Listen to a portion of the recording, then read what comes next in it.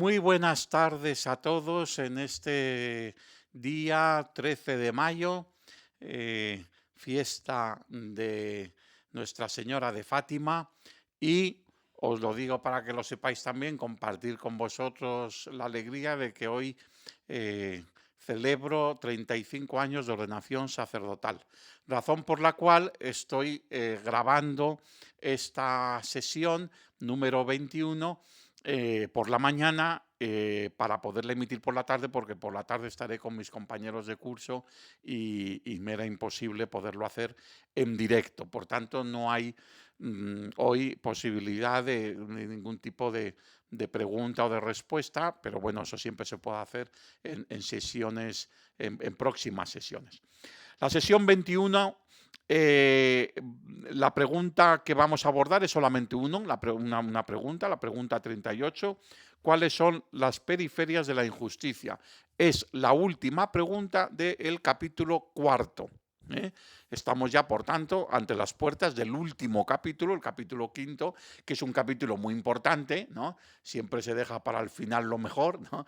Porque ya no es que sea más importante que los anteriores, pero es, digamos, el que a lo largo de la lectura del libro uno está deseando llegar, porque es el capítulo en el que se hace un discernimiento sobre las propuestas que realmente son auténticas, ¿no? Dan como esta seña de autenticidad de lo que es la nueva evangelización, ¿no? Son 12 propuestas, bueno, eso ya lo veremos a partir de la sesión 22 hasta la última, ¿no? Entonces hoy es el último parte de este análisis sobre la nueva evangelización que hemos ido recorriendo digamos, profetas de la nueva evangelización, antes de llamarla así, Concilio Vaticano II, San Juan XXIII, San Pablo VI, el Papa que propone explícitamente la nueva evangelización, Juan Pablo II, Benedicto XVI y Papa Francisco. Y estamos justo en el tema de las periferias de la injusticia, que es un tipo de periferias existenciales, pero en este caso también geográficas, ¿no? Porque las periferias de la injusticia se dan en todos los continentes, pero de un modo especial digamos, en los países del tercer mundo, ¿no? Bien. Para que veáis, las páginas del libro son de la 394 a la 409. Hoy es un curso relativamente un poquito, vamos, además, yo creo que sí que nos vamos a poder ajustar a tiempo, porque son, digamos, menos páginas que en otras sesiones en referencia a las páginas del libro. ¿Cuáles son las periferias de la injusticia? Las periferias en la propuesta del Papa Francisco tienen nombre y rostro. Están formadas por los periféricos, los pobres y los marginados, de los nuevos areópagos de la nueva evangelización de la política y la economía, a saber, la globalización, las relaciones internacionales, el compromiso por la paz, el desarrollo y la liberación de los pueblos. Estos eran los temas de los areópagos en Juan Pablo II. Bueno, como hemos estado, si os acordáis, a la última sesión, viendo ya este cuadro comparativo, fue el último que vimos en la sesión 20, este cuadro comparativo entre los areópagos de la nueva evangelización de Juan Pablo II y las periferias geográficas y existenciales, sobre todo las existenciales del Papa Francisco, pues aquí nos encontramos con este tema que aparecía en el cuadro, quiero recordar, en el último punto. Bueno, pues si Juan Pablo II habla de política, economía, globalización, relaciones internacionales, compromiso por la paz, desarrollo y liberación de los pueblos, bueno, pues eso tiene que ver con lo que, de un modo simplificado, Francisco llama las periferias de la injusticia, ¿no? Del misterio del pecado, las del dolor, las de la injusticia, las de toda miseria, ¿no? Podríamos unirlas ahí, ¿no? Podríamos hablar de 4 áreas: las periferias de la conculcación de los derechos humanos, las periferias que desafían a la política, las relaciones internacionales y el compromiso por la paz y el desarrollo, las periferias que desafían a los sistemas económicos y las periferias que desafían la salvaguardia de la creación.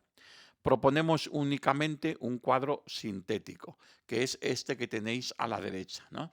Entonces, como veis en este cuadro, no lo voy a leer todo, pero luego lo tenéis, está en el libro, el cuadro. Entonces, tenéis 3 columnas: sensibilidad compartida, aspectos críticos, desafíos pastorales, ¿no? Y entonces están cada una de las de las cuatro: derechos humanos, relaciones internacionales, economía social, defensa de la naturaleza, ¿no? Por ejemplo, ya que de la defensa de la naturaleza vamos a hablar más ampliamente, pues si nos fijamos en cuál, pues las relaciones internacionales, que ahora es un tema tremendamente de actualidad, porque podemos decir que en los últimos movimientos geopolíticos internacionales se ha puesto en crisis total, como no se había puesto nunca desde la Segunda Guerra Mundial, el concepto de la comunidad internacional, ¿no? Pues entonces ahí encontramos, hay una sensibilidad compartida entre el mensaje de los areópagos de Juan Pablo II y las periferias de Francisco, que son los valores internacionalistas, la preeminencia de la diplomacia, teoría y práctica, la intervención humanitaria, bien, y también compartidas con la sociedad, ¿no? Con muchos valores, digamos, del humanismo que están presentes en la sociedad más allá de la Iglesia, ¿no? Aspectos críticos. Pues lo que la doctrina social de la Iglesia siempre ha denunciado en estos temas es la insuficiencia de las organizaciones, la denuncia de las incoherencias políticas, la ayuda al desarrollo, la venta de armas, etcétera, ¿no?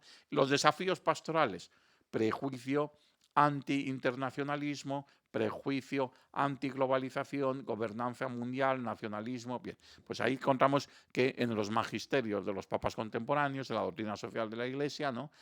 Ahora que el Papa, nuestro nuevo Papa León XIV, se ha puesto este nombre, como él ya lo ha explicado, fundamentalmente como homenaje a León XIII, el iniciador de la doctrina social de la Iglesia, pues podemos decir que desde León XIII hasta el Papa, porque ya contamos con 2 o 3 textos del nuevo magisterio de León XIV, pues evidentemente hay una continuidad en este desarrollo. Luego vamos a ver cuál es la clave de la diferencia de ver todas estas realidades desde la perspectiva de las periferias con relación a verla desde la perspectiva de los areópagos. Ya dijimos algo en la sesión anterior, pero volveremos a incidir en ello, ¿no? Fijémonos en las dos últimas, en las que la aportación del magisterio del Papa Francisco a la doctrina social de la Iglesia ha sido mayor. Existen 3 modos de afrontar la doctrina social de la economía, ¿no? Estos 3 modos son los 3 modos reales con los que se afrontan. No quiere decir que los 3 sean válidos. Es más, de estos 3 solamente uno es el válido. Uno es el que realmente cuenta con el apoyo y la línea y la hoja de ruta de la doctrina social de la Iglesia. Pero es verdad que en la sociedad de hoy e incluso entre los católicos hay muchos que se apuntan a las otras 2 teorías, muchos de ellos sin saber, perdón, que no están contradiciendo la doctrina social de la Iglesia. ¿Por qué? Porque no la conocen, ¿no? Entonces, como no la conocen, no tienen capacidad para decir, anda, si estoy diciendo una cosa soy católico, estoy diciendo una cosa que va en contra de la doctrina social de la Iglesia. Bueno, pues muchos de ellos son, digamos, inocentes, entre comillas, por esta realidad, porque no conocen la doctrina social de la Iglesia. Otros sí, pero la discuten abiertamente, ¿no? ¿Cuál sería una primera perspectiva? Desde la ética individual de los agentes económicos, ¿no? Defienden los que siguen esta teoría que el sistema económico con sus estructuras básicas es sagrado e intocable. Nunca hay que cuestionar el sistema económico vigente. Había 2 grandes sistemas: el sistema en el siglo XIX y XX, el sistema capitalista y el sistema colectivista o comunista. Pues entonces aquí la teoría es, visto el fracaso del sistema colectivista y comunista, solamente hay un sistema económico válido, que es el sistema capitalista. Entonces, defienden que el sistema económico con sus estructuras básicas es sagrado e intocable. Solo cabe una responsabilidad moral individual. Hay una ética, por tanto, desde la doctrina social de la Iglesia hay que incidir en la defensa de una serie de criterios, de valores con respecto a este tema. Por supuesto que sí, pero se trata de moral individual. Es decir, y esto es una corriente clara de origen protestante, el individualismo típico de la moral que se desarrolló. No está en la esencia del protestantismo. Bueno, algunos teólogos dirán que sí, pero bueno, sin abrir ese melón, si está en la esencia de la reforma protestante o no, es evidente que en el desarrollo del protestantismo, y por tanto de toda su doctrina, de su doctrina moral, sobre todo con un punto álgido que es el calvinismo, la moral queda reducida a una moral individual. Desaparece la moral social, la moral colectiva. Entonces, la moral es siempre individual, aunque tenga aspectos de consecuencias sociales, evidentemente. Por eso defenderán que sí que ellos definen una moral social, pero siempre es una moral social como efecto de la moral individual, pero la moral es solamente individual, ¿no? Relacionada con, en el ámbito económico, lo relacionan con dos aspectos morales, con el vicio de la avaricia, frente a la virtud del, digamos, del desapego, que sería más propia del que ahorra, del previsor, pues está el vicio del gastador y el vicio de la avaricia, ¿no? Y luego, por supuesto, el séptimo mandamiento, no robarás, claro. Si en las relaciones económicas uno se dedica a robar, pues ya no es que el sistema tenga ningún fallo, es que hay alguien dentro del sistema que está robando, que está cometiendo un delito, primero moral y luego, en muchos casos, también un delito jurídico, ¿no? Entonces, lo que defiende esta teoría es, vamos a ver, el sistema es perfecto y cuando el sistema falla es porque entre los que lo desarrollan los hay ávaros y los hay ladrones, y punto, ¿no? Rechazan, por tanto, el concepto de estructuras sociales de pecado, que es un concepto desarrollado fundamentalmente por San Juan Pablo II, ¿no? Es verdad que antes de San Juan Pablo II, con Pablo VI, muchos teólogos hablaban de el pecado, el pecado estructural. Juan Pablo II matizó y dijo, no, pecado estructural no, porque el pecado siempre es personal. Pero existen estructuras sociales de pecado. Y esto moralmente quiere decir que no basta con que desaparezca el pecado individual, sino que hay que saber corregir aquellas estructuras que son fruto de los pecados individuales, pero que se han cosificado, que se han estructurado socialmente en la economía, en la política, en otros sitios, por ejemplo, en la política la corrupción. Entonces, la corrupción política no se corrige solamente con una nueva generación de políticos que no sean corruptos, se corrige corrigiendo el sistema para impedir que haya corrupción, para liberarlo de esa. Pues igual ocurre con los sistemas económicos, es decir, lo que defiende Juan Pablo II es que existen estructuras sociales de pecado, ¿no? O límites al derecho de la propiedad cuando entra en conflicto con el bien común, ¿no? Esto, los defensores de esta ética individual dirán que ni la estructura económica hay nada de pecado en ella y defenderán, por supuesto, que el principio de la propiedad privada no tiene ningún tipo de límite, es un principio universal y no tiene ningún tipo de correctivo, ¿no? Bueno, la doctrina social de la Iglesia no dice eso. La doctrina social de la Iglesia dice que hay estructuras sociales de pecado y también dice que el valor de la propiedad, que es un valor reconocido por la doctrina social de la Iglesia, no es universal, es un valor que está limitado en relación con otros valores. Cuando entra en contradicción con otros valores, este valor también hay que corregirlo, ¿no? Bien, o tiene sus puntos. Bien, otra teoría, desde la ética social llamada a humanizar las estructuras económicas, pero asimilando la ideología liberal. Digamos que sería un paso intermedio con el de la doctrina social de la Iglesia con respecto al anterior, ¿no? No, bueno, sí, puede haber estructuras sociales de pecado, no digamos que no, puede haber, pero en todo caso hay que mantener siempre, hay que asimilar acríticamente la ideología liberal, ¿no? Por tanto, la doctrina social de la Iglesia no tendría la misión de proponer soluciones técnicas, eso es evidente, eso siempre lo ha dicho la Iglesia, no le toca ya proponer soluciones técnicas, pero sí le toca promover que haya pensadores que desde el humanismo cristiano puedan ofrecer soluciones técnicas, aunque la Iglesia en su conjunto no se comprometa con ellas, pero sí promover las soluciones técnicas, ¿no? Y dice, solamente tiene que proponer principios. Bueno, pues esto no es verdad. Ahora lo veremos por qué, ¿no? Dice, no, solamente principios. Ni siquiera proponer valores, porque claro, ya proponer valores ya es más que un principio, ya son criterios más asentados, los principios son muy básicos, ¿no? Ni una palabra, por supuesto, de realizaciones concretas. O sea, esto de proponer, mira, este tipo de desarrollo económico, esto va más con la doctrina social de la Iglesia, va más con el respeto a la dignidad humana, a los principios de la doctrina social de la Iglesia. Los principios de la doctrina social de la Iglesia los conocemos todos, vamos, y si no los conocemos son muy sencillos, ¿no? Es el principio de dignidad humana, el principio de el bien común, el principio de la solidaridad y el principio de la subsidiariedad. Son los 4 grandes principios. Bien, pues lo que dirá esta teoría es que, vale, vamos a salvar esos 4 principios, pero ya los valores, el valor de la justicia, el valor de la paz, el valor de la unidad, el valor de la reconciliación, eso ya no. Eso ya sí, pero no, ¿no? Eso ya hay que. Y por supuesto, modelos concretos, realizaciones concretas, desarrollos concretos que traten de ser correctivos con el sistema neoliberal, no, de eso nada, ¿no? Ellos defenderán que eso es meterse en un ámbito que a la Iglesia no le toca, ¿no?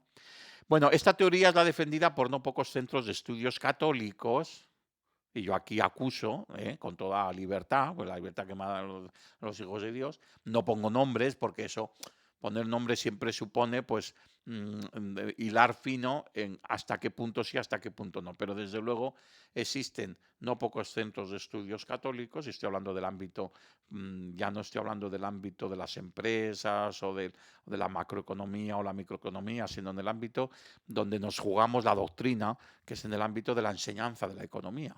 En la enseñanza de, entonces, por tanto, en las universidades, ¿no? Especializados desde hace décadas en burlar, y digo yo, y burlarse de la doctrina social de la Iglesia. Son centros que teóricamente defienden el humanismo cristiano, porque son centros católicos, pero que luego defienden en sus carreras este planteamiento. Si no es el primero, que algunas también, al menos sí el segundo, el de esta ética social llamada humanizar las teorías económicas, pero asimilando críticamente la ideología liberal, ¿no? Neoliberal. Y aquí nos encontraríamos yo me atrevería a decir en ese segundo punto, con una mayoría significativa del laicado católico. Una mayoría significativa del laicado católico en los países ricos, evidentemente, en los países desarrollados, ¿no?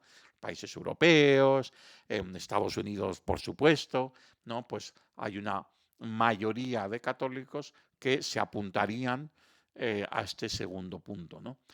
Pero es que este segundo punto, así como el primero, no coincide. Se acerca un poquito más este segundo que el primero, pero no coincide con la doctrina social de la Iglesia. La doctrina social de la Iglesia lo que defiende es una clave profética que denuncia las periferias de la pobreza, de la miseria y de la injusticia, en palabras del Papa nuestro querido y difunto Papa Francisco.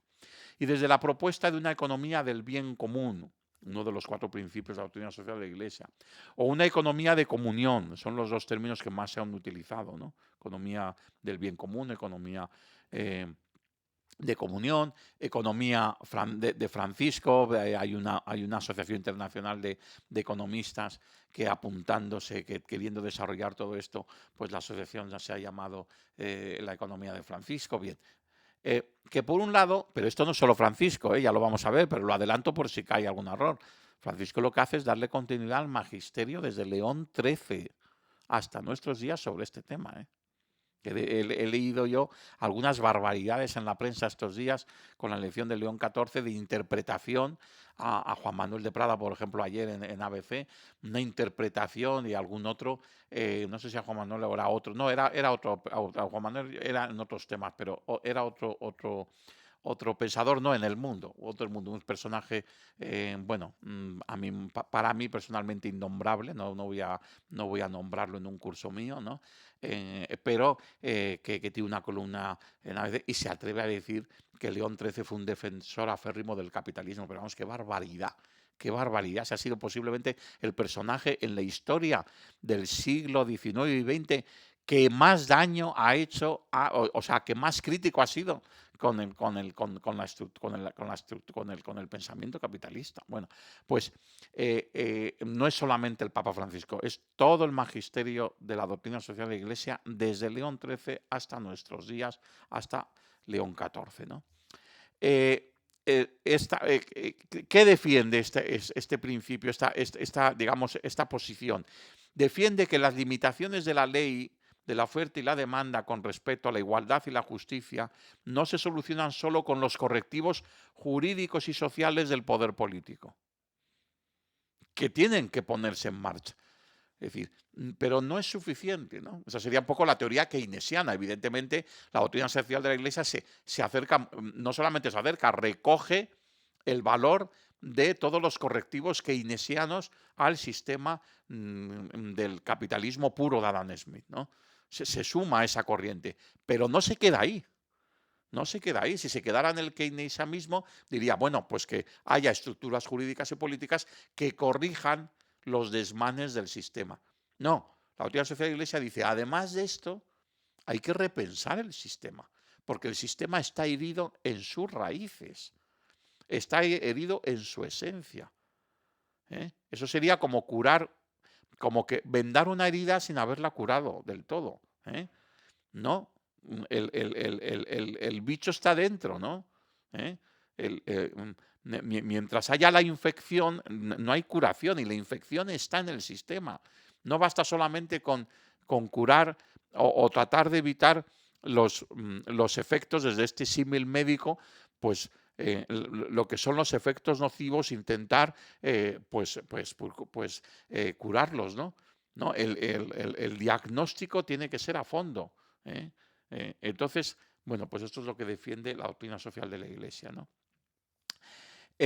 Sino, por tanto, que además de esto, de estos correctivos, deben resolverse en primer lugar en el seno mismo del desarrollo microeconómico y macroeconómico. En los dos ámbitos de la economía hay que hacer una revisión. Y por tanto, esto tiene que llegar a las empresas, a las finanzas, a los mercados, en una cultura económica humanista y solidaria, ¿no? No defiende que no pueda haber mercado, pero sí que tal y como está concebido hoy el mercado, está viciado de raíz, ¿no? Y por tanto recupera el concepto tabú de la gratuidad en la economía, que está rechazado por el pensamiento neoliberal. Es un concepto tabú, el concepto de gratuidad. En cambio, la doctrina social de la Iglesia, porque está en el Evangelio social, si la economía significa, la palabra economía significa hacer todo lo posible para que funcione bien la casa, la familia, en este caso la casa común de una sociedad, de un país, de un continente, del mundo entero, ¿no? Es la organización de la casa para su bien. ¿Cómo se puede determinar de principio que en esta organización de la casa común desaparezca el concepto de gratuidad? ¿No? El concepto de gratuidad es un valor humano que es intrínseco al ser humano. Si la economía está al servicio del hombre, tendrá que estar al servicio del hombre y de lo mejor del ser humano. Aprovechando lo mejor del ser humano como es la gratuidad, ¿no? Bien, Francisco critica abiertamente, como San Juan Pablo II y Benedicto XVI, la economía de mercado, en cuanto sistema que favorece la injusticia social y que promueve una mentalidad materialista e insolidaria. Muchos no entendieron que una exhortación sobre la evangelización dedicase tantas páginas a hablar de cuestiones referidas a la doctrina social de la Iglesia, ¿no? Como fue Evangelii Gaudium, ¿no? Lo cual es muy grave, pues revela un dualismo. Este dualismo está muy metido en la mentalidad de clérigos y de laicos en la Iglesia, ¿no? Un dualismo entre evangelización explícita, el anuncio del reino de Dios, y evangelización implícita, el testimonio anticipado de los valores del reino de Dios. Cuando ponemos en marcha y damos testimonio de que somos capaces de transformar a nivel pequeño y a nivel grande la sociedad con los valores cristianos, ya estamos evangelizando implícitamente, ¿no? Por tanto, son irrenunciables las dos van siempre, tienen que ir siempre unidas, la evangelización explícita y la evangelización implícita. Pero claro, hay muchos que piensan que cuando ven lo de la evangelización implícita, ya les entran los 7 males porque dicen, no, esto no es evangelizar. Evangelizar es anunciar de palabra, no, es evangelizar también dando testimonio. Por eso, que un misionero se preocupe para que el lugar donde está su misión, pues por ejemplo, tenga un centro educativo, tenga un pozo donde poder tener agua potable, eso dicen, no, eso es propio de un voluntario de una ONG, no de un misionero, no, eso es propio también de un misionero, porque está evangelizando con el testimonio, está diciéndole a esas personas, sois dignos porque tenéis la dignidad de los hijos de Dios y como prueba de que estoy convencido de vuestra dignidad, voy a ayudaros en todo lo posible para que viváis lo más dignamente posible, ¿no? Entonces, eso forma parte de la. ¿Qué pasa? Que esto parte de los padres de la Iglesia y en la exhortación apostólica Evangelii Gaudium se establecen estas negaciones, ¿no? las negaciones que plantea Evangelii Gaudium. Primero, no a la cultura del descarte. Grandes masas de la población se ven excluidas y marginadas, sin trabajo, sin horizonte, sin salida. Se considera al ser humano en sí mismo como un bien de consumo que se puede usar y luego tirar. Segunda negación, no a la cultura del derrame, que supone que todo crecimiento económico favorecido por la libertad de mercado logra provocar por sí mismo mayor equidad e incluso social en el mundo. Esta opción, que jamás ha sido confirmada por los hechos, jamás ha sido demostrada, expresa una confianza burda e ingenua en la bondad de quienes detectan el poder económico y en los mecanismos sacralizados del sistema económico imperante, ¿no? Es una confianza ingenua, en realidad, por parte de los pensadores más, digamos, más doctos, no es tan ingenua, ¿no? Porque, claro, detrás de esto hay un interés económico de los poderosos, ¿no? Entonces, cuanto menos cuestiones el sistema, más rédito puedes sacar al sistema desde un punto de vista individual. Si tú tienes el poder económico para poder sacar rédito, tú siempre vas a ganar, pero a costa de que otros pierdan, ¿no? Eh, no a la idolatría del dinero, ¿no? Esto es muy importante porque la mentalidad neoliberal, o sea, la mentalidad del capitalismo puro, porque el neoliberalismo lo que hace es que quiere recuperar el capitalismo puro de Adam Smith sin ningún tipo de correctivo, pero en cualquier caso, esta no es solamente es un sistema económico, comporta una antropología, comporta una mentalidad, no solamente una ética, sino una mentalidad. Y en esa mentalidad, hasta una teología. La teología es el Dios dinero, ¿no? Hemos creado nuevos ídolos, es un ídolo, ¿no? La adoración del antiguo becerro de oro que aparece en el libro del Éxodo, ¿no? Ha encontrado una versión nueva y despiadada en el fetichismo del dinero y en la dictadura de la economía sin un rostro y sin un objetivo verdaderamente humano, ¿no? No por tanto a esta economía de mercado, ¿no? Esta economía mata. Hoy todo entra dentro del juego de la competitividad y de la ley del más fuerte, donde el poderoso se come al más débil. Mientras las ganancias de unos pocos crecen exponencialmente, las de la mayoría se quedan cada vez más lejos del bienestar de esa minoría feliz. Este desequilibrio proviene de ideologías que defienden la autonomía absoluta de los mercados y la especulación financiera. Aquí hay dos palabras que son claves. Autonomía absoluta de los mercados. Ni el Papa Francisco ni la Doctrina Social de la Iglesia dicen que exista el mercado sea malo, pero sí que denuncian una autonomía absoluta de los mercados. Y también denuncian la especulación financiera.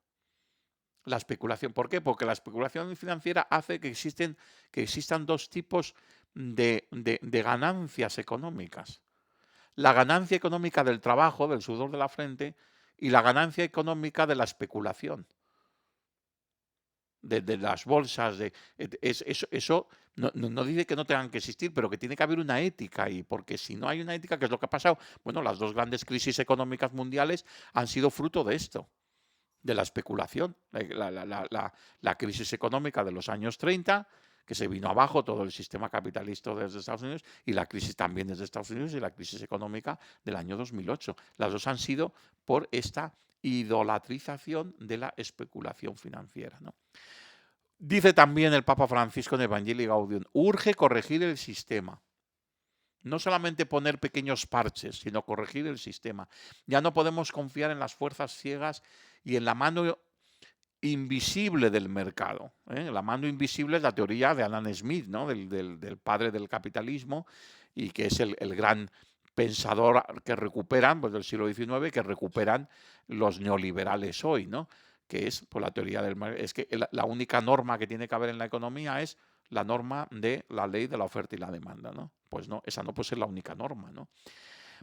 Estoy lejos de proponer un populismo irresponsable, dice el Papa Francisco. No se trata aquí de proponer que, bueno, pues que hay que acabar de todo, o hay que hacer una revolución y cambiar todos los sistemas de golpe, ¿no? No se trata de eso, pero sí de reconocer que la economía ya no puede recurrir a remedios que no son que son, perdón, un nuevo veneno, ¿no? Como cuando se pretende aumentar la rentabilidad reduciendo el mercado laboral o creando así nuevos excluidos, ¿no? que lo llaman efectos colaterales. No, vamos a tomar estas medidas económicas. Sí, es verdad, estas medidas económicas ya sabemos que van a tener un efecto inmediato, que va a ser gente que se quede tirada en la calle y gente que se quede sin trabajo. Pero bueno, mm, mm, es un efecto colateral, es un porcentaje pequeño, pero como hay otro porcentaje que va a salir muy beneficiado, pues se compensa. Bueno, eso no es reconocer que el valor supremo, el principio supremo, la dignidad humana, no es la dignidad de la humanidad en su conjunto, es la dignidad de cada ser humano. Cada ser humano. No se puede tomar ninguna medida que directamente vaya en contra de la vida de un ser humano, ¿no? Es novedoso el lenguaje que el Papa Francisco utiliza, pero la crítica a la economía del mercado no es nueva. Claro, lo que pasa es que ningún papa, es verdad, se había atrevido a decir una frase, un titular. El mercado mata.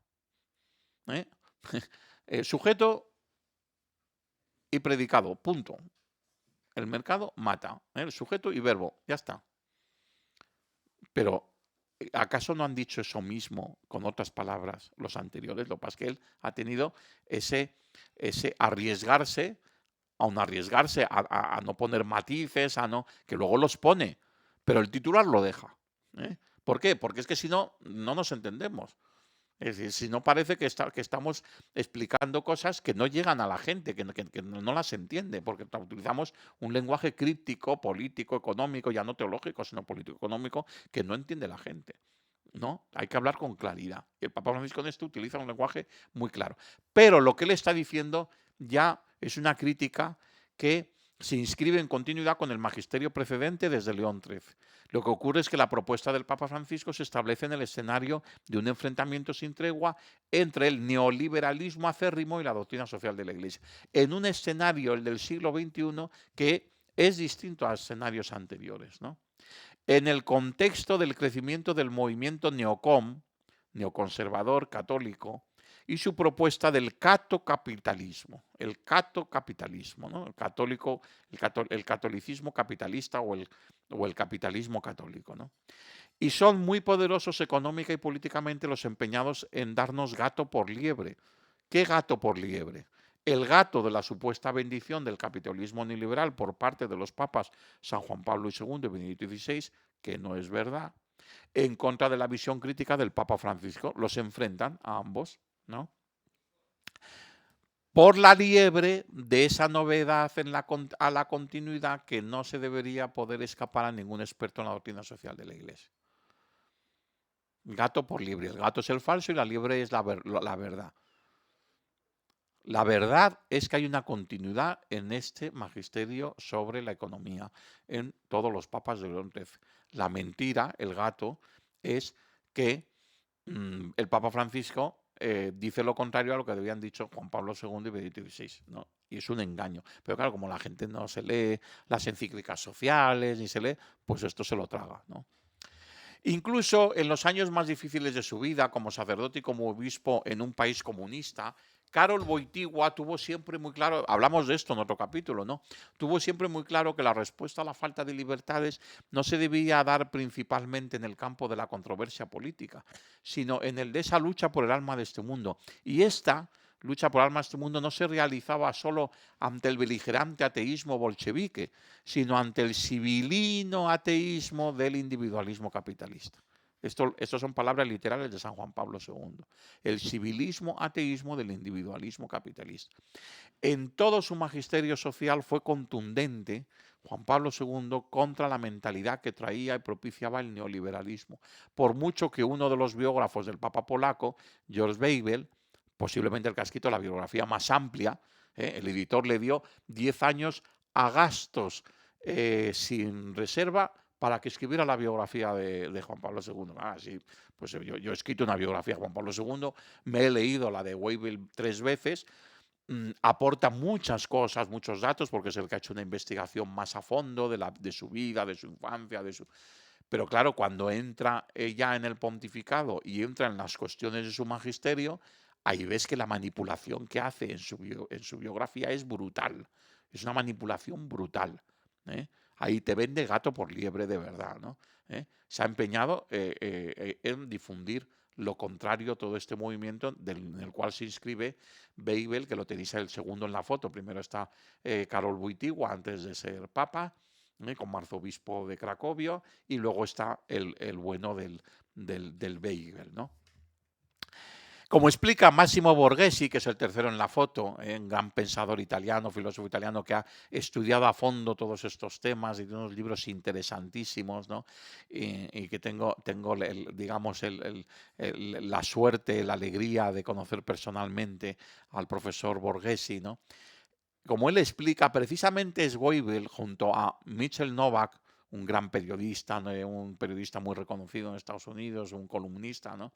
Y Richard John Neuhaus, quienes han propiciado desde Estados Unidos la propuesta de una contradictoria ofensiva a la doctrina social de la Iglesia desde dentro de la Iglesia. El propósito, además lo dicen libremente, es cargarse la doctrina social de la Iglesia desde dentro de la Iglesia. Dicen que ya la doctrina social de la Iglesia ha derivado, poco a poco, desde Londres ha ido derivando en una serie de propuestas que no le corresponde a la Iglesia meterse en ellas, ¿no? Con la que pretenden que la doctrina social de la Iglesia, renuncie al principio básico de su doctrina social, el de que no solo es posible, sino necesario iluminar el pensamiento político y económico desde el Evangelio. Ellos defienden que la doctrina social de la Iglesia solamente tiene que fijarse en la moral individual en relación con los temas sociales y económicos, lo que antes decíamos. No robes y, en todo caso, como mucho, no seas demasiado avaro, pero punto. ¿No? La doctrina social de la Iglesia, gracias a Dios, habla también de otras muchas cosas, de las estructuras, como antes decíamos, de las estructuras sociales de pecado, ¿no? Para Novak, por ejemplo, una economía política, estoy citando literalmente a este buen señor, que es el que aparece abajo, por cierto, uno de los grandes confidentes y asesores del presidente Trump, ¿no? Para Novak, una economía política basada enteramente en el amor y la justicia, hay que buscarla más allá de la historia humana. O sea, él, que se considera católico apostólico romano y que va todos los domingos a misa, defiende en su teoría que esto de el amor y la justicia, eso para el paraíso. En esta tierra olvidémonos del amor y de la justicia. Muy fuerte esto, muy fuerte, pero estoy leyendo literalmente lo que él dice, ¿no? Mientras un cristianismo realista, lo llama así, debe llevar a que la acción del cristiano en el mundo debe permanecer circunscrita en el recinto eclesial. O sea, esto de los cristianos en el mundo que tanto defendió Juan Pablo II, bueno, el Concilio Vaticano II, vamos después, pero sobre todo que tanto desarrolló Juan Pablo II, sobre todo en su exhortación apostólica Christi Fidelis Laici, ¿no? De que lo importante de la misión del laico es estar en las estructuras del mundo para transformarlas según el Evangelio. Este dice que no. Te dice que el cristiano se diferencia de otros en la sacristía y en el templo, y nada más. Fuera, pues sigue la corriente, asimila completamente pues todo lo que le rodea, ¿no? Novak propone como realismo la mano invisible de Adam Smith. Ya la hemos mencionado antes, la mano invisible, la teoría de la mano invisible, ¿no? La teoría de la mano invisible es que en el fondo es una idolatría, porque es reconocer que es como una especie de Dios oculto, de una inteligencia oculta, que es la que invisiblemente, porque no la vemos, es la que invisiblemente va conduciendo al desarrollo económico a través de la ley de la oferta y la demanda, ¿no? Bien, que a través del libre juego entre la oferta y la demanda, sin ningún tipo de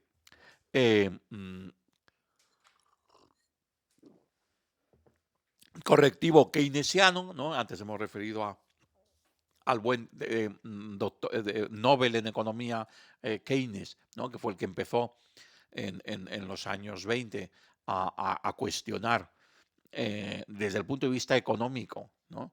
El capitalismo puro y duro, ¿no? Es decir, que al final el capitalismo puro y duro, si le dejas que se desarrolle tal cual, al final está abocado necesariamente a profundas crisis económicas. O sea, desde el punto de vista, ya no solamente desde el punto de vista ético, desde el punto de vista de lo que puede ser el crecimiento económico. Y él lo demostró en su tesis y por eso recibió el premio Nobel y por eso él decía, no, esto es como una fiera que lo que hay que hacer es tenerla domada, ¿no? No puedes dejarla a su libre albedrío, ¿no? Bien. Entonces, es capaz de alcanzar el bienestar económico de los pueblos, ¿no? Esto es lo que defienden los de la mano invisible, ¿no? Y que considera las graves desigualdades sociales y atropellos a los derechos humanos como efectos colaterales insalvables. Antes lo explicábamos, ¿no? Bien. Para Novak, la misma expresión de San Juan Pablo II de estructura de pecado no puede ser admitida en la doctrina cristiana, porque la lógica de la actividad económica se encuentra en un plano diferente del de la lógica de las motivaciones. Fijaros este desarrollo. Él cree que hay una lógica que no está en la inteligencia humana, sino que es una lógica que está en la realidad de las cosas, que es la concepción absolutista del mercado, y que por tanto ahí no podemos meterle ningún tipo de criterio de motivaciones, de objetivos, desde el punto de vista humano, de deseos. No, no, esto es, o lo quieres como las lentejas, o te las tomas, o las dejas o las tomas, pero si las tomas tienes que asumir todas las consecuencias y olvídate de el mundo de la lógica de las motivaciones. No es que yo querría conseguir, no, no, no. Su propuesta supone abandonar los 4 principios de la doctrina social de la Iglesia, tanto la solidaridad, porque la solidaridad se la considera una intromisión en el proceso de la mano invisible. ¿eh? Es como meterle, para ellos la solidaridad es como meterle un palo a la rueda. ¿No? Tú tienes que dejar que la rueda funcione por sí sola. Si le metes un palo, entonces te has estropeado el mecanismo. Esto es un mecanismo, esto es como un reloj, ¿no? Para ellos, el sistema de la oferta y la demanda. En un reloj tú no puedes meter nada que pueda. Y entonces la solidaridad, algo tan evidente como querer ayudar al que lo necesita, no, no, no. Ya estás entrometiéndote en el sistema, ¿no? Entonces olvídate, ¿no? Como la subsidiariedad, ¿no? ¿No? Aquí la única subsidiariedad esto es la ley del más fuerte. Aquí no hay que subsidiarizar nada y decir, no, esto es mejor que lo hagas tú, que estás más cerca del problema. No, no, aquí hace las cosas el que tiene más poder para hacerlas y punto, ¿no? El bien común, evidentemente, aquí olvídate del bien común, ¿no?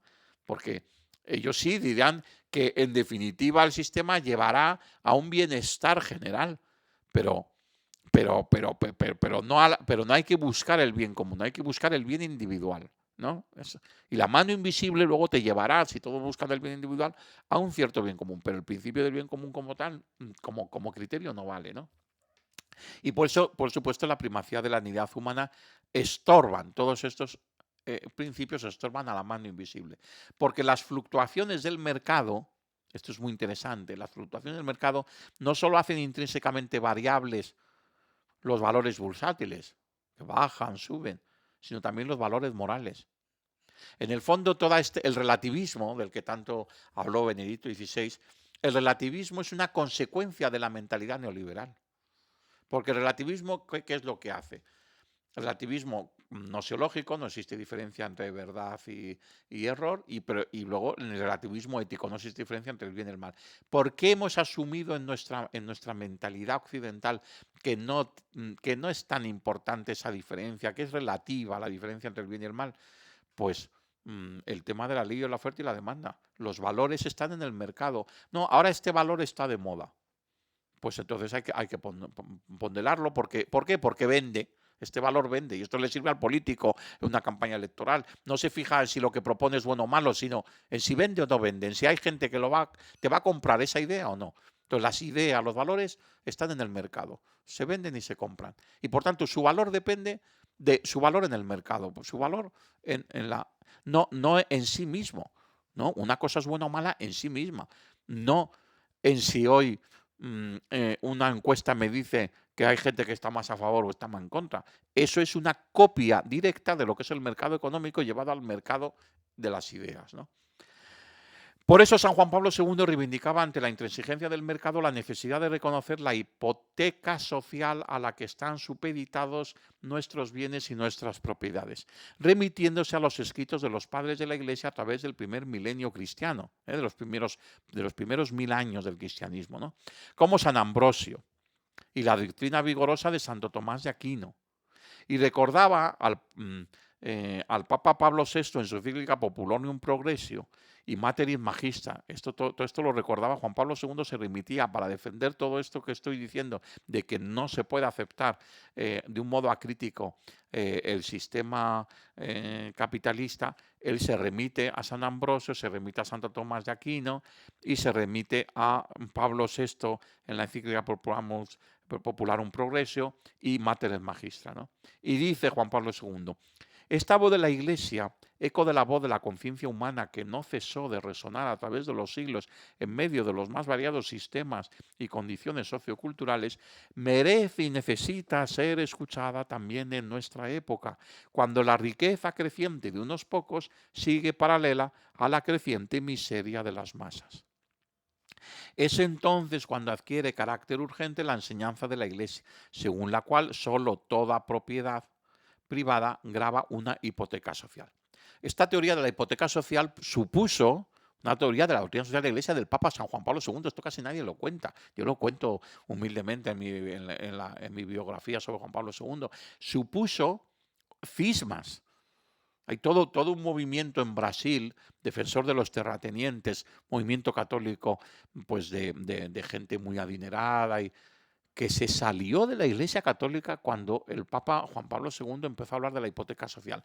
Porque la teoría de la hipoteca social de Juan Pablo II, que se remonta a los padres de la Iglesia, no se la inventa él, están los padres de la Iglesia. ¿Qué decían los padres de la Iglesia? Tú tienes derecho a tener una propiedad privada, sí, pero cuando los bienes que tú tienes en propiedad, algunos de esos bienes los necesita alguien para poder sobrevivir, esos bienes dejan de ser tuyos y tienen una hipoteca social. Es el símil de la hipoteca. Tú te compras un piso con el banco y tienes una hipoteca. Y por eso normalmente los que tienen una hipoteca en su vivienda dicen, no, esto no es mío todavía es del banco, yo lo estoy comprando poco a poco, ¿no? Pues esta es la idea de la hipoteca, no, esto no es mío del todo. La propiedad privada no quiere decir que yo tenga una posesión absoluta de los bienes. Tiene el criterio de que esa propiedad yo soy el que tengo que administrarlo, ¿vale? Y nadie me lo puede robar, ¿vale? Pero administrarlo no quiere decir que sea mío 100%. Porque mientras yo vea a alguien a quien yo pueda ayudar con mis bienes para que pueda sobrevivir, entonces eso ya no es tan mío, ¿no? Esa es la idea de la hipoteca social. Claro, esto fue un escándalo que esto lo dijese así, aunque lo habían dicho los padres de la Iglesia, ¿verdad? ¿Quién se acuerda, no? Entonces, cuando esto lo empieza a decir lo de la hipoteca social con respecto a la propiedad privada, Juan Pablo II, entonces, de hecho, hubo algunos en un primer momento que dijeron, claro, que tanto ha luchado contra el comunismo, no, en el fondo es comunista, en el fondo viene de la Polonia, en el fondo es comunista, ¿no? Igual que le han achacado al Papa Francisco de ser comunista, pues es que a San Juan Pablo II, que todo el mundo está de acuerdo históricamente, que fue una de las personas claves para que acabara el sistema soviético, ¿no? Para que se derrumbase el sistema soviético, no desde una acción política, pero sí desde una acción cultural y religiosa, ¿no? Bueno, pues eso nadie lo discute, pues todavía los hay que siguen pensando que en el fondo era comunista. ¿Por qué? Porque no defendía de un modo absolutista, como lo defiende la teología de la prosperidad en Estados Unidos, la propiedad privada, ¿no? Bien, y por eso mismo los adalides del neoliberalismo económico no les hizo mucha gracia una encíclica como fue la Bonem Exercens de 1981 de San Juan Pablo II. Por cierto, la única encíclica, porque eso lo dijo él, esta es la única encíclica que la he escrito yo a mano de principio a fin, sin ninguna ayuda de nadie, él solito, de principio a fin, a mano, en la capilla, delante del Santísimo y de rodillas. Y bueno, eso es una encíclica para hablar de Dios, por ejemplo, la Dividi de Misericordia, la misericordia de Dios, pues entiendes que para hablar de la Trinidad, para hablar de Dios, te pongas de rodilla y quieras escribir inspirado. No lo hizo con esas encíclicas. Esas encíclicas las escribió con ayuda de otros, que luego él revisaba y en el despacho. No, labor en senserse sobre la dignidad del trabajo humano de rodillas y él solito y delante de Jesús Eucaristía, ¿no? Bueno, pues reconocía el principio de la prioridad del trabajo sobre el capital y el guiño a las tesis keynesianas de la importancia de las prestaciones sociales correctoras del mercado. Bien. Por eso Benedicto XVI explicaba en su encíclica Caritas in Veritate que la justicia conmutativa que pretende la economía de mercado es insuficiente sin la justicia distributiva y la justicia social. Vamos a ver, esto es genial, porque esto es hilar fino. Esto es hilar fino. Es decir, así como Juan Pablo II denuncia, pone el ejemplo de la hipoteca social, denuncia los efectos, y luego el Papa Francisco va a dar esos titulares y va a ser muy incisivo en el tema del descarte con grandes intuiciones, desde el punto de vista racional, la gran aportación a este tema es de Benedicto XVI en Caritas in Veritate. ¿Por qué? Porque sigue este principio distingue y acertarás, que luego lo aplicaron al ámbito militar, distingue y vencerás. No, el principio filosófico de pronto es cognitivo, es sobre el pensamiento. Distingue entre las cosas, distingue. No las veas todas, no, separa. Separa los aspectos, separa las perspectivas, separa los elementos y entonces tendrás un conocimiento más profundo de la realidad. ¿eh? Distingue y acertarás. ¿Qué es lo que hace el Papa Benedicto XVI en Caritas in Veritate? Dice, bueno, vamos a ver, cuando hablamos de justicia, ¿de qué justicia hablamos? Porque la justicia tiene muchas caras. Y entonces él dice, está la justicia conmutativa, la justicia distributiva y la justicia social. La justicia con mayúsculas tiene que hacer converger estas tres dimensiones de la justicia. Y él dice, sin formas internas de solidaridad y de confianza recíproca, el mercado no puede cumplir plenamente su propia función económica, no puede cumplir plenamente su propia función económica. Hoy precisamente esta confianza ha fallado y esta pérdida de confianza es algo realmente grave, ¿no? Entonces, la justicia conmutativa y distributiva, en tanto en cuanto la economía del mercado puede con leyes respetarla, no siempre significa que respete la justicia social, ¿no? Que respete la justicia social, ¿no? Entonces, la justicia distributiva, por ejemplo, con todo el sistema de los aranceles, se supone que los aranceles son un atentado contra el mercado porque no está permitiendo la verdadera distribución, ¿no? Bueno, pues sí, vamos a favorecer lo mejor posible que haya justicia distributiva, es decir, hacer accesible a todo el mundo de los bienes que puedan, ¿no? Hacer accesible, ¿no? Entonces, vale, pero claro, pero evidentemente hay precios distintos, entonces ya hay situaciones a las que se puede llegar o no porque hay intereses. Entonces, ya la justicia social, puede haber justicia distributiva, sí la hay, pero no, eso no quiere decir que haya justicia social o que haya justicia conmutativa, ¿no? Es decir, tienen que estar los tres elementos de la justicia unidos, ¿no? Por eso, quienes pretenden contraponer la doctrina social de Francisco en este tema, como en el de todos los demás temas, con la doctrina social de San Juan Pablo II y de Benedicto XVI, mienten descarada e intencionalmente, valiéndose de la triste realidad de que la doctrina social de la Iglesia es la gran asignatura pendiente tanto del clero como del pueblo fiel, en gran medida arrastrado desde su acomodación a la cultura dominante por una cosmovisión neoliberal profundamente individualista, insolidaria y antievangélica. Una cosmovisión neoliberal profundamente individualista, insolidaria y antievangélica. Otro de los más importantes areópagos modernos, bueno, voy a decir antes de pasar a este tema que es muy importante, voy a decir otra cosa que yo creo que ayuda a tocar la realidad.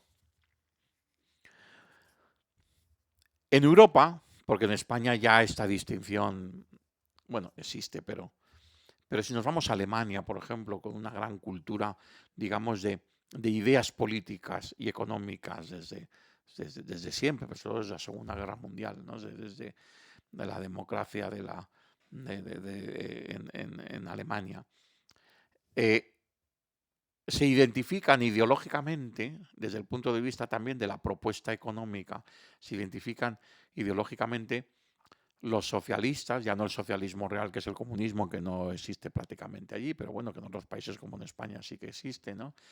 El socialismo real, el socialismo que es el de la socialdemocracia, un socialismo más moderado, ¿no? Luego existe la tradición democristiana, ¿eh?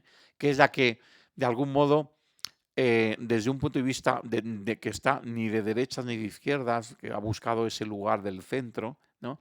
Y que plantea una cierta iluminación de la doctrina social de la Iglesia. ¿Eh? Y luego estaría el mundo de los conservadores, pero entre medias, por ponerlo en algún lugar, está el liberalismo, ¿eh? Los liberales. Normalmente hoy los políticos que se autodefinen liberales, también en España, defienden el neoliberalismo, porque se llaman liberales porque recogen este concepto, pero claro, no son los liberales del siglo XVIII. Los liberales del siglo XVIII más bien se consideran también continuadores de ellos los socialdemócratas, porque son pues los liberales del siglo XVIII y del siglo XIX son los que quieren traer las ideas de la Ilustración francesa, ¿no? ¿Eh? En contra del conservadurismo. Entonces eso es el liberalismo contra el conservadurismo. Ahí no entraba todavía ni el colectivismo. No. Entonces ese concepto de liberalismo, que el liberalismo con respecto a las costumbres, liberalismo, bueno, los políticos que ahora se autodenominan liberales en realidad no enganchan tanto con ese concepto, enganchan más bien con el concepto de neoliberalismo económico. Son neoliberales. Pues bueno, tenemos que tener claro que cuando un político coherente con sus ideas, no que un día dice una cosa y el día lo contrario, se defiende permanentemente, como hacía esta mañana en la radio Esperanza Aguirre o como han hecho otros, como liberal, y dice, no, yo es que mi planteamiento es el del, yo soy liberal, tal. Cuando les oyes explicar qué es, lo que defienden es el neoliberalismo. Pues hay que saber, eso no quiere decir que no se les pueda votar o que no, porque luego el voto siempre es al mal menor, ¿no? Porque no encontramos a nadie que defienda la doctrina sobre la Iglesia, pero hay que saber que está tan lejos de la doctrina social de la Iglesia como el comunista. El neoliberal y el comunista están tan lejos de la doctrina social de la Iglesia uno que otro. Entonces, ¿qué pasa? Que se nos ha metido en la mentalidad, en nuestra sociedad, que un católico no puede votar a un partido comunista, pero si considera que puede votar a un partido neoliberal o a un político neoliberal. Pues mira, haz lo que tengas que hacer en conciencia. La Iglesia no te va a decir vota esto o vota lo otro, pero por lo menos ten las ideas claras y que sepas que tan lejos está de la doctrina social de la Iglesia uno como otro, ¿no?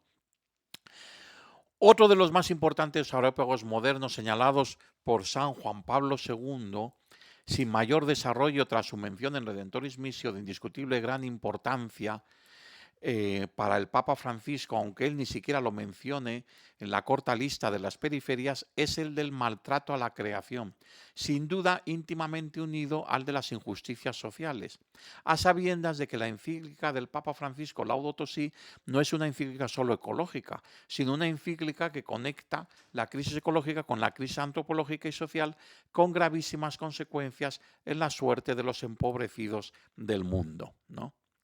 Bien, entonces vamos a entrarnos dentro de este ámbito porque también forma parte de esta doctrina social de la Iglesia. Y como es un ámbito muy controvertido, me parece que merece la pena una especial dedicación. Para el Papa Francisco estamos ante un desafío que pone en juego no solo la justicia entre todos los hombres y los pueblos, sino la justicia con respecto a las nuevas generaciones que heredarán las consecuencias de nuestro pecado de la creación, ¿no? Aquí os pongo un texto de el Laudato Si, no lo leo entero, solamente lo que está en rojo, ¿no? No estamos hablando de una actitud opcional, sino de una cuestión básica de justicia, ya que la tierra que recibimos pertenece también a los que vendrán, ¿no? ¿Eh? Si esta pregunta, la pregunta de qué tipo de mundo queremos dejar a quienes nos sucedan, ¿no? Si esta pregunta se plantea con valentía, nos lleva inexorablemente a otros cuestionamientos muy directos. ¿Para qué pensamos por este mundo? ¿Para qué vivimos a esta vida? Vinimos a esta vida, ¿para qué trabajamos y luchamos? ¿Para qué nos necesita la tierra? Bien, la encíclica Laudato Si incide en la misión evangelizadora y el cuidado de la creación, entra en la catequesis, en el directorio para la catequesis 2020, para la adquisición de un comportamiento atento a la ecología integral, ambiental, económica, social, política, cultural y de la vida cotidiana, y para anunciar las verdades de fe que subyacen en la temática ambiental. Dios Padre omnipotente y creador, el misterio de la creación como don que precede al hombre, que es su vértice y su guardián, la correlación y la armonía de todas las realidades creadas, la redención operada por Cristo primogénito de la nueva creación. Esto es muy importante. Yo como delegado episcopal de catequesis me doy de bruces cuando me encuentro con gente que no entiende que en la catequesis haya que tratar estos temas, porque los considera temas políticos o temas discutibles y tal, que no tienen que estar en la catequesis, o eso sería un extremo, o digamos, en un posicionamiento más moderado, que consideran que en todo caso estos temas entrarían dentro del ámbito de la moral, la catequesis sobre temas morales, ¿no? Por la moral social y tal. Que no, es que por supuesto que también entra la moral, pero es que son fundamentales en la catequesis, fundamentales en la fe, porque inciden en el primer punto del credo. Creo, lo confesamos todos los domingos en misa, creo en Dios Padre Todopoderoso, creador del cielo y de la tierra, creador del cielo y de la tierra. Todo el credo supone una transformación de la mentalidad del creyente. ¿Qué transforma la mentalidad del creyente cuando dice que cree en un Dios que es creador del cielo y la tierra? Pues que el cielo y la tierra no son dominio mío, no me los he inventado yo. Yo estoy aquí para cuidarlos, no para cargármelos, ¿no? No me los he inventado yo. Entonces, es un tema de teología de la creación, ¿no? La encíclica Laudato Si no fue muy bien acogida por amplios sectores neoliberales entre el credo y el laicado católico, no pocos de ellos además negacionistas del mismo fenómeno de la crisis ecológica en general y del cambio climático. Tanto es así que 7 años después el Papa publicó una exhortación apostólica, Laudate Deum, y dos fueron sus razones. Primera, porque con el paso del tiempo advierte una reacción insuficiente, mientras el mundo que nos acoge se va desmoronando y quizá acercándose a un punto de quiebre, parece que los católicos no terminamos de sumarnos a esta preocupación que él nos ha planteado. Segundo, que para responder a quienes cuestionan la crisis climática global o que el cambio climático, aun pudiendo ser real, esté íntimamente relacionado con la dignidad humana en los pueblos más vulnerables, por sus efectos en la salud, el trabajo, el acceso a los recursos naturales, la vivienda y las migraciones. Es decir, segundo, porque parece que no ha quedado bien claro que esto es un problema que tiene que ver con la doctrina de la Iglesia, porque tiene que ver con el bienestar de las personas y de los pueblos. No es un tema, ¿no? Porque todo está interrelacionado. En su exhortación, el Papa aborda lo ya planteado en la encíclica Laudato Si, añadiendo nuevos argumentos, mostrándose especialmente preocupado por las resistencias y confusiones, ¿no? Se trata del rechazo de ámbitos de poder económico y mediático que se sienten amenazados por las políticas de protección natural y que utilizan como principal medio para la defensa de sus intereses el mensaje negacionista que pretende desmontar la evidencia científica desde planteamientos ideológicos disfrazados de argumentos científicos alternativos. Vamos a ver, como ya vimos en otro momento de este curso, que aparece en el libro, la gran campaña que se ha hecho durante el pontificado del Papa Francisco, que en paz descanse, orquestada y financiada desde los lobbies del movimiento neocon y empresarial estadounidense, de los empresarios católicos norteamericanos, lo que surge y crece sobre todo por estos dos documentos. Muchos dicen, no, por Amoris Laetitia, porque ellos son muy conservadores con respecto, ellos consideran que no está del todo claro la defensa de la familia en Amoris Laetitia y tal. Bueno, eso fue secundario. No, principalmente fue esto. ¿Por qué? Porque esto les tocó el bolsillo. Les tocó el bolsillo porque no son los únicos empresarios católicos. Otros empresarios católicos se leyeron estos documentos y dijeron, bueno, pues a lo mejor no conviene tanto invertir en este tipo de industria que está atentando contra el cuidado de la creación, ¿no? Bien, se trata, como se explica ampliamente en la última parte de la exhortación, de una cuestión no solo científica y político-social, sino previamente teológica y moral, que implica la fe en la creación, ya lo hemos explicado, ¿no? Voy más rápido porque vamos con el tiempo un poquito justo y no puedo alargarme demasiado. Quienes pusieron el grito en el cielo con ocasión de esta exhortación, como lo hicieron con ocasión de la encíclica 8 años antes, no solo rompieron el sentir con la comunión eclesial, con la guía del sucesor de Pedro para los católicos, sino con todos católicos, cristianos de otras confesiones, creyentes de otras religiones y personas de convicciones diversas que buscando la verdad se resisten a ser enredados por la manipulación de los hechos y las estrategias del engaño y de la confusión.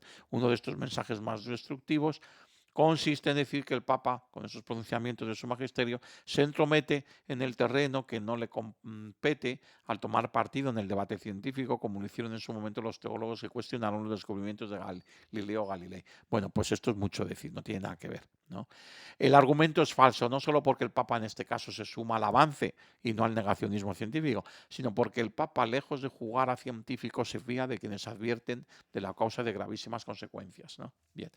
De hecho, se trata del mismo argumento de los neoliberales más radicales que consideran que la ley de la oferta y la demanda de la economía de mercado es una constante científica, tan incuestionable como la ley de la gravedad, y que por tanto son tan inútiles como contraproducentes cualquiera intentos de aplicarle correctivos sociales, como la defensa jurídica de los derechos de los trabajadores o la ayuda promocional y no solo asistencial en el tercer mundo, ¿no? Consideran que entrometerse en estos temas va en contra también de esa especie de mano invisible, ¿no? Ahora vienen los correctivos desde el punto de vista de la defensa de la naturaleza. Pues no, mano invisible, ¿no? Ley de la oferta y la demanda. La relación entre ambos ejemplos no es baladí, porque como anuncia Francisco en la UDT, en ambas cuestiones late el mismo paradigma tecnocrático. La ideología que subyace es una obsesión, acrecentar el poder humano más allá de lo imaginable, frente al cual la realidad no humana es un mero recurso a su servicio, ¿no? Bien sabemos que nuestro nuevo sucesor de Pedro, el Papa León XIV, no solo comparte esta preocupación por el cuidado de la creación, sino todas y cada una de los demás aspectos de la doctrina social de la Iglesia, desde León XIII hasta el Papa Francisco. Quiero decir por esto que bien sabemos, tendremos ocasión de verlo explícitamente ya como magisterio pontificio, pero ya sabemos que todas las intervenciones que Robert Joseph, nuestro nuevo Papa, durante toda su vida y como obispo, siempre ha sido un gran defensor de la doctrina social de la Iglesia, por eso se ha puesto el nombre de León XIV, y especialmente de un modo muy claro y muy rotundo de todos estos temas que estamos hablando, pero muy especialmente con ese tema de la creación y del cuidado de la naturaleza, y por supuesto con la crítica al sistema neoliberal. Por eso, antes de ser elegido Papa, ya cuando estaban las congregaciones generales y estaba el conclave, hubo una campaña aférrima de este mismo movimiento neocon, con estos personajes que ya hemos hablado, de Novak, bueno, pues estos mismos ya empezaron a atacarle, como queriendo mandar un mensaje, sobre todo a algunos cardenales norteamericanos, pero también a otros de otras partes del mundo, para decirles, cuidado con este, que con este, si elegís a este, vamos a hacer lo mismo con el Papa Francisco, que es cerrar el grifo. Porque es verdad que mucho empresariado católico de Estados Unidos daba grandes sumas a la Iglesia de Estados Unidos, pero también a Roma. Y con el Papa Francisco los que formaban parte de este movimiento conservador, pues empezaron a cerrar el grifo. Pues ya nos han advertido de que van a hacer lo mismo. Bueno, a los cardenales, gracias a Dios, esto les dio igual. Porque no vaya a ser que una vez que hemos superado después del siglo XIX las injerencias políticas y los vetos de los emperadores católicos a la elección de un papa, ahora vamos a aceptar las injerencias y los chantajes económicos. Pues no. Entonces, con esto terminamos esta sesión número 21 y bueno, pues y seguiremos ya el próximo martes y ya entraremos en el capítulo 5, ¿no? Habéis visto que esta última parte, bueno, no he leído todos los textos, pero los tenéis en el libro, pero porque ya tengo que terminar la grabación, pero espero que haya sido suficiente y sobre todo que haya podido añadir algunos chascarrillos por mi parte, algunos comentarios que tienen que ver con el trasfondo, pero también con la actualidad de todas estas cuestiones. Pues muchísimas gracias y hasta el próximo martes, que nos volveremos a ver en el curso 52 preguntas sobre la nueva evangelización.